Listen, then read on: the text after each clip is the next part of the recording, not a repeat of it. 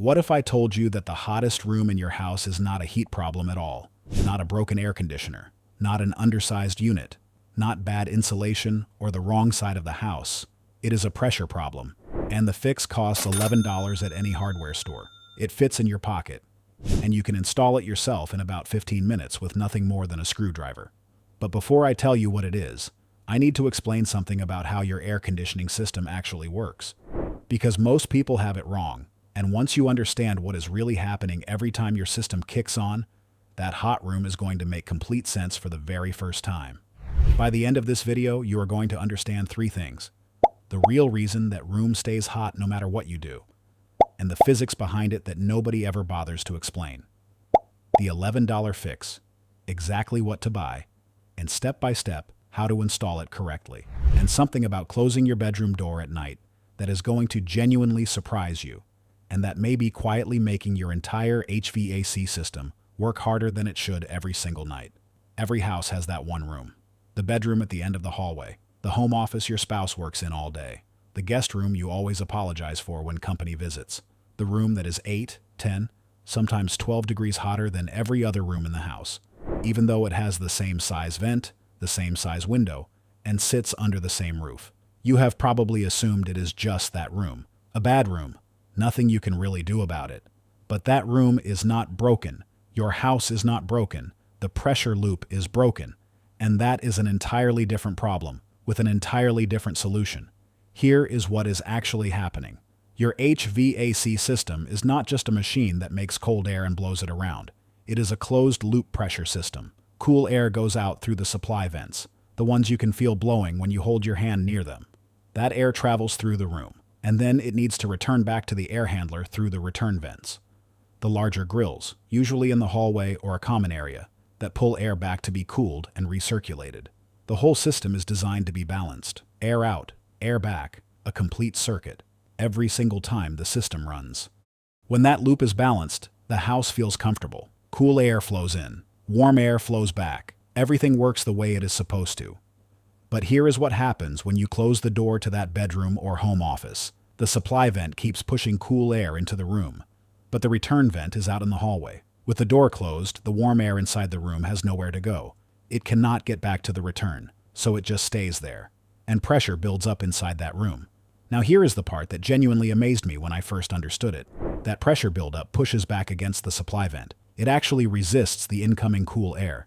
So the harder your system tries to cool that room, the harder it becomes to get cool air in. The room gets worse as the cycle runs, not better. Your air conditioner is fighting against a pressure wall of its own creation. And while all of that is happening inside the closed room, the hallway where the return vent lives is doing the opposite. It becomes slightly negatively pressurized. It is pulling air from wherever it can find it. Gaps around attic hatches, cracks in exterior walls, spaces around electrical outlets. Hot, humid outside air being pulled into your system to make up the difference. Your air conditioner is trying to cool your home while simultaneously being fed hot air from outside. And it all traces back to a closed door and a gap that is not there. The gap under the door is not an accident. It is not a builder cutting corners or leaving something unfinished. It is a deliberate part of how your HVAC system was designed to function. HVAC engineers actually specify that interior doors should have a 3/4 inch to 1 inch gap between the bottom of the door and the finished floor. That gap is the return air pathway. It is how warm room air escapes back toward the return vent in the hallway when the door is closed. It is the pressure relief valve your system was designed to need. Without it, the whole balance of the system collapses, one room at a time. And here is something that surprised me when I looked into this. Studies from the Lawrence Berkeley National Laboratory found that closed interior doors in homes with central HVAC, doors with no adequate gap, increase the amount of hot outside air being pulled into the system by up to 60%. 60% more hot outside air flooding into your system every time that door is closed. That is not a small problem. That is your air conditioner working 60% harder than it needs to, every night, all summer long, because of a missing gap under a door. The Department of Energy estimates that improper return airflow causes 20 to 30% efficiency loss in central air systems, and Energy Star data shows that fixing return air pathways, including door gaps, can reduce cooling costs by $100 to $200 per summer in a typical 3-bedroom home. $100 to $200 every summer, from an $11 fix. Now I want to tell you something about carpet that almost nobody connects to this problem. And for a lot of people watching this, it is going to explain something that has been puzzling them for years.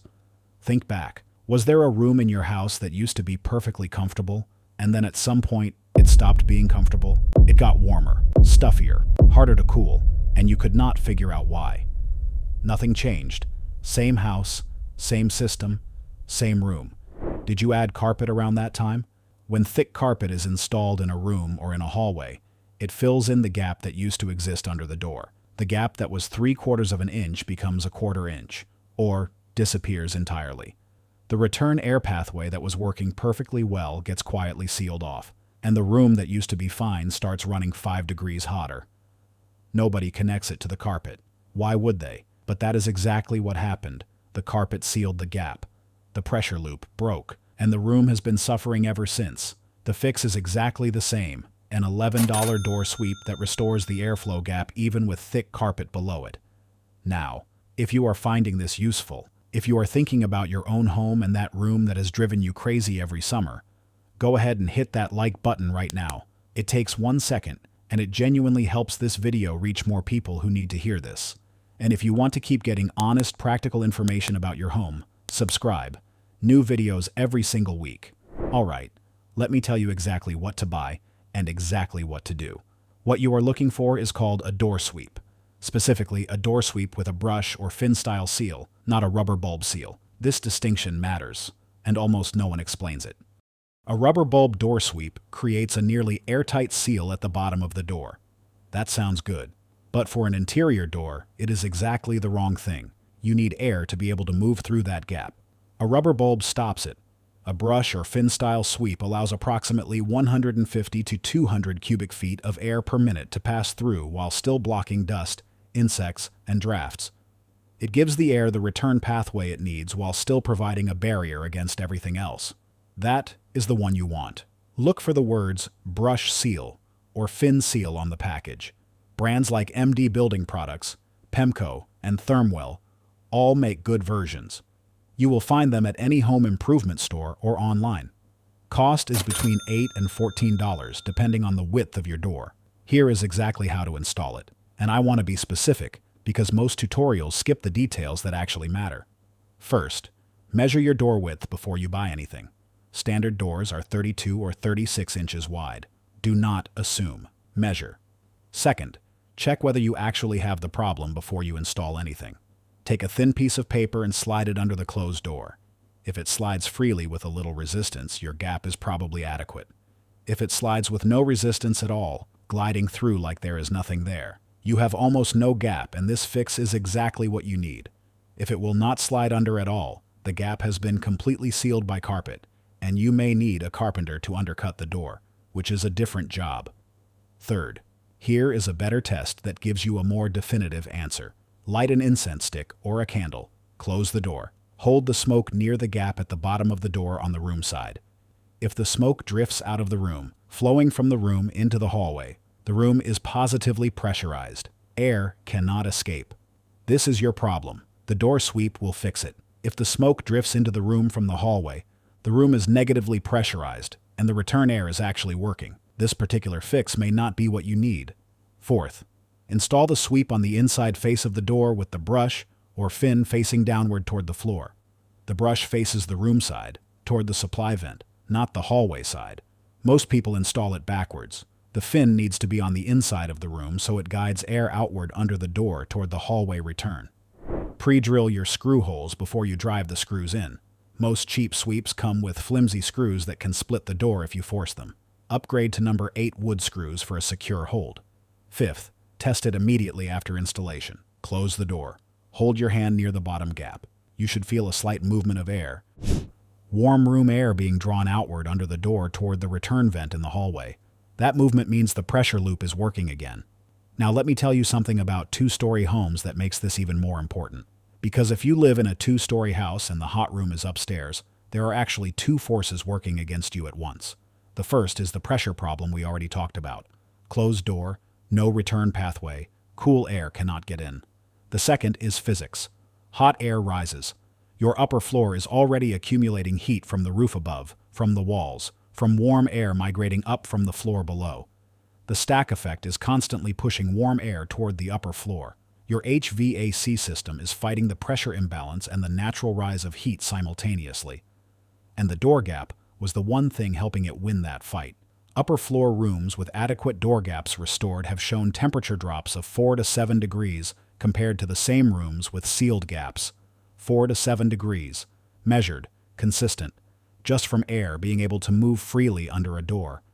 Let me also mention something that surprises almost everyone, an unexpected bonus that comes with this fix that has nothing to do with temperature. A door sweep reduces sound transmission through the gap by roughly 50% in terms of how loud noise sounds to the human ear. That hallway conversation, the television in the living room, the sound of someone walking past at night, all of it becomes noticeably quieter once the gap is properly sealed with a brush sweep. If the hot room is also a room where someone is trying to sleep or trying to concentrate, and most problem rooms are exactly that, the $11 fix quietly doubles as a soundproofing upgrade at the same time. Now let me be straightforward with you about what this fix does and does not solve. A door sweep restores the return air pathway. It rebalances the pressure loop. And in many homes, probably the majority of homes with this specific problem, it is enough to make the room noticeably and permanently more comfortable.